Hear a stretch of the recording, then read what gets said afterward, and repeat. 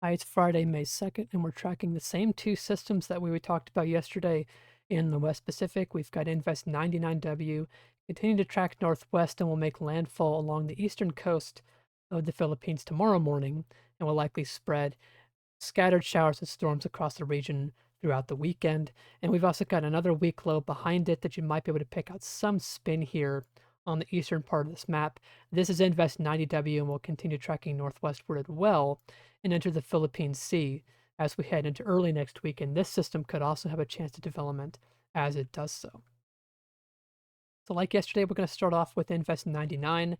You can see the system on the close-up visible loop looking more healthy than it was yesterday. And we talked about yesterday how the system had a very weak area of low pressure. And if it was going to become a tropical storm before coming into the Philippines, what it needed to do was strengthen that low and be able to sustain more organized and centralized convection. Now, we have likely seen this low intensify. We can see a pretty good fetch of southeasterly to easterly winds on the northern edge of this convection. It's a little less known to how well the structure is on the south side. We can see at the beginning of this loop, if you pay close attention, there's a bit of westerly winds before the convection really covers that part of the storm. But exactly how strong this is and how well developed the low is overall underneath this convection is a bit of a question mark. And we don't have a lot of data right now to say for sure how well defined this system is beneath the clouds. I think we're going to be getting some scatterometer passes to pass over the system in the next couple of hours after this video, and those will hopefully provide ample answers to the questions that we have for the system's circulation underneath the clouds and will tell us what we need to know for development of the system. Though, regardless of that, this system clearly is developing fairly well. We have this more organized convection, which is now becoming more independent of the diurnal cycles, which we saw the system was still dependent on when the sun set yesterday evening. You can see at the beginning of this visible loop or infrared loop at the time of the beginning of this loop, we have really little convection at the beginning of this, showing that the system was still dependent on the diurnal cycle, which that's where the sun rises and you get solar heating, so you get convection forming, kind of what we're seeing with Invest 90W further east. And when the sun sets, a lot of that solar heating goes away, so a lot of the convection tends to die off. But overnight last night, we did see that the system blew up a pretty centralized and more organized burst of convection, and this was not fully attributed to the diurnal cycle. I mean, the sun rose hours after this burst had happened. So this is a sign that the system is becoming more independent from that. And a tropical storm, or a developing tropical storm rather, that's a key thing. It needs to become independent from those cycles to be able to sustain itself and intensify. And this is certainly a better look for development odds for the system. And we may see this just barely become a tropical cyclone before coming into the Philippines sometime tomorrow. Now, something important is that this will not change the impacts really at all. Really, all this adds on is maybe some increased wind risk, which may increase a localized power outage risk across the landfall spot wherever this comes in. But other than that, heavy rainfall will still move over the region, regardless if this is a tropical storm or not, and that could lead to some localized flooding as the system comes through. Now, the development that we're seeing now and the further development we see before landfall that will be important for later, because we talked about briefly yesterday how the system is forecast to come into the South China Sea say early next week. So you can see here's the system right now on the GFS. Maybe a little too weak on the model, but we can still track it on the model. It comes over the Philippines this weekend. And then by early week, this is by Monday morning, we see the system is here, coming off the western coast of the Philippines. Now, it's very weak on the GFS and the European, so these models don't really see much in the way of development in the South China Sea. But if the system is more well developed east of the Philippines, it will be, in all likelihood, more developed when it comes off the west coast of the Philippines. And the environment overall is favorable for the system if it is able to redevelop or re-intensify in the South China Sea. We'll have to see exactly how it goes, of course. We'll have to see exactly how the land interaction disrupts it, even from the development we see today. But it's something to monitor or the South China Sea to see if the system does try to develop at all. It's unclear what kind of land threat there would be from this if it does form to the South China Sea, but we'll keep an eye on it. Just given the trends that we're seeing today east of the Philippines, it could, despite what models are saying, increase the odds of something happening later down the line in the South China Sea. You can see the European ensemble a little less aggressive than yesterday on this type of a scenario, but we still do have some members showing that possibility, so it's not completely off the table as of right now.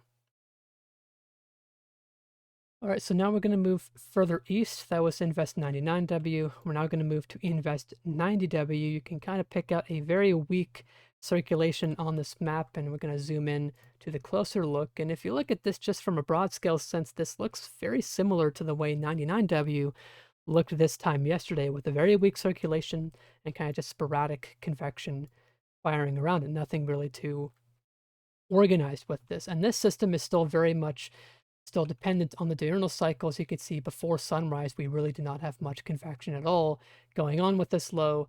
And really the step forward for this system, if it wants to become a tropical cyclone in the future, is going to be using this convection to better form its area of low pressure, or maintain it at least, so that later down the line, when it moves northwest, it can develop. Now, for 90W, it may be a little bit more difficult than 99W had, because the system is pretty far south. You can see the center of circulation appears to be about here, which is between these two lines, 3 and 4 degrees north, not too far at all from the equator. And systems down here tend to struggle to form because the Coriolis force, which allows these systems to spin, is typically very weak near the equator. And that's one reason why you really never see these storms cross the equator. That's why you never heard of a typhoon crossing into the southern hemisphere.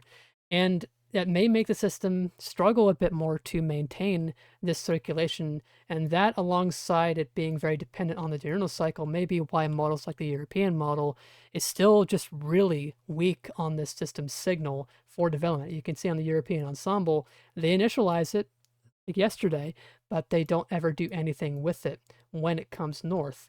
And the question really is, and it's a watch and wait type thing, is can this weak low maintain itself so that when it moves further north, say to around 10 degrees north, that's around the latitude that 99W is, it would have a better chance to organize and intensify this low and then eventually become a tropical cyclone.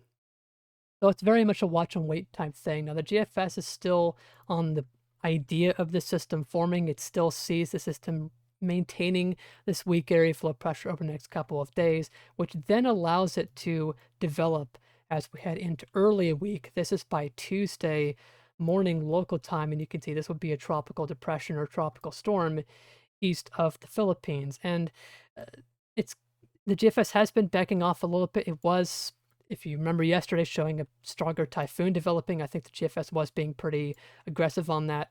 The GFS right now seems a bit more realistic, with a long and drawn out development time frame, with it just forming on the model now on Tuesday instead of being an intensifying typhoon by this time on the model. So it's becoming a little bit more realistic, and we can see the GFS ensemble may be a little bit better than it was yesterday in terms of the number of members showing some form of a low tracking northwest. Now, we don't see a lot of strong signaling on this for development like the European, but it is something more than we had yesterday. And alongside that, for what it's worth, the Canadian model has also begun to show potential for this development on its recent runs, and that may be a sign that the system does still have that chance to form a longer range into earlier mid next week in the Philippine Sea. Now, of course, the question at that point would be, where does it go and could it intensify? For intensification, it absolutely could. This is the GFS ensemble showing you the mean upper level flow by the time the system is in the Philippine Sea. And all this white coloring here is showing you light wind shear aloft. So similar to what 99W has right now, this would be a favorable environment that would allow the system to intensify if it was formed by this point. Now, as for where it's going, the reason it's tracking north is we have a couple of troughs that have dug in into South Korea and Japan, and it's set a western edge on this ridge over the Northern Mariana Islands, which is causing the system to push north. Now, we do have a fairly progressive pattern up here, so these troughs lift out pretty quickly. So you can see that by, say, early week, we begin to see this ridge begin to nose back in further west. And if this system is a tropical storm by this time, it would likely be able to be pushed further west. And we've seen the GFS consistently on these runs show the system being potentially pushed west closer to the Philippines. Now, this is getting pretty far in range. You can see by the time the system actually comes into the Philippines, this is next Friday. So this is over a week out, or just about a week out on this model, and a lot of things can change here. And we don't even know if we'll have a tropical cyclone forming out of this, but it is a possibility that we have in the next week some kind of a tropical system that could threaten the Philippines after 99W coming north. And if this becomes a more likely scenario, of course, we'll talk about that when it happens.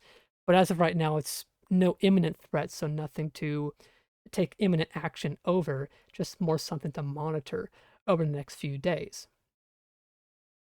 That's all that I've got for today. Stay safe in the Philippines as 99W comes in. Hopefully, we don't see too much strong impacts from the system, but we could see some localized flooding issues. And if any flood alerts are put into place, make sure you take the proper action. And I'll leave a link to Picaso's website at the top of the description. That's all for now. Thanks for watching.